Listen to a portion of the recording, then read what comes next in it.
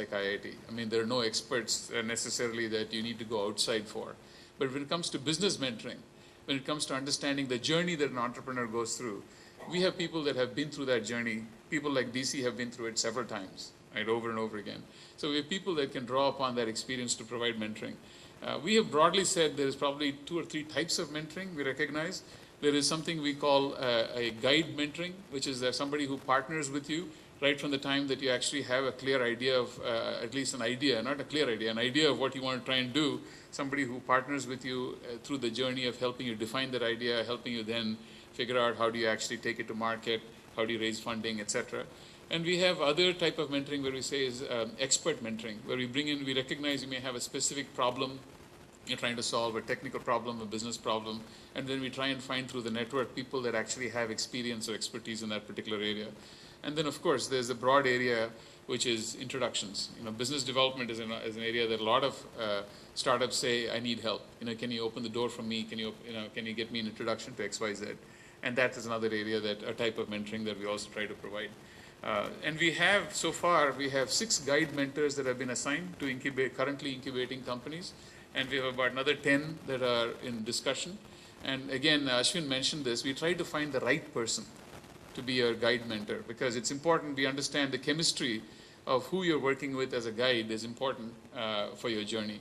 This guide can actually debilitate or help you.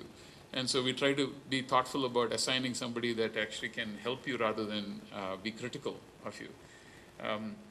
And in fact, we're talking about actually doing some mentor training to make sure that these mentors actually are skilled at being coaches, working with you almost as a personal coach.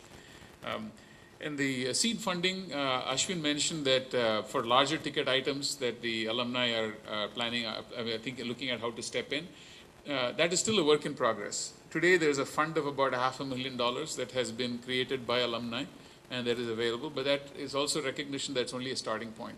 $500,000 doesn't go a long way. There are people in the US that are working on raising a much larger fund. The hope is at least if we can have about $500,000 to invest every year on an ongoing basis, that'll be a good start. So there are people working on that. From that fund so far we've actually focused on the smaller grants. We've only made grants of about 5 lakhs. I think the exception is a 10 lakh grant we have made. And that's because there's an absence of funding right now at that level from the campus incubators that you heard about. Okay. So we will scale up. Once the campus incubators step in with more money, we will start pushing up into the next level of funding, which is the follow-on funding at about 15 to 35 lakhs or more in that space. Okay. And this is my last slide. Again, I want to make sure that you recognize that our focus, while it is on working with the campus, it is on all segments of the campus. Okay. Clearly, what do I mean by that? It is not just with students. We are very, very absolutely committed to working also with encouraging faculty entrepreneurship. We recognize that in many cases, faculty actually have good technology that actually needs to see the light of day. So we are committed to working with faculty as a segment, research scholars as another segment.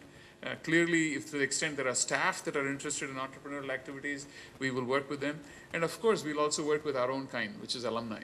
Alumni that are interested in entrepreneurship and maybe associating themselves with IIT back again in some way. And for all of this, we work in partnership with Ashwin and with the incubation cell and Suma, of course, and Tama and others. So, and we're delighted to do it. I think we've had a good partnership in the first year so far. So delighted to continue to do that. Thank you, Ashwin. Okay, so we're almost at the end. Just a couple of more slides and then we can get into a little bit of interaction. I'd like to ask Anushil of CFI. Yeah, you come over, Anushil, and talk a little bit about the Center for Innovation on campus and where this fits into the ecosystem.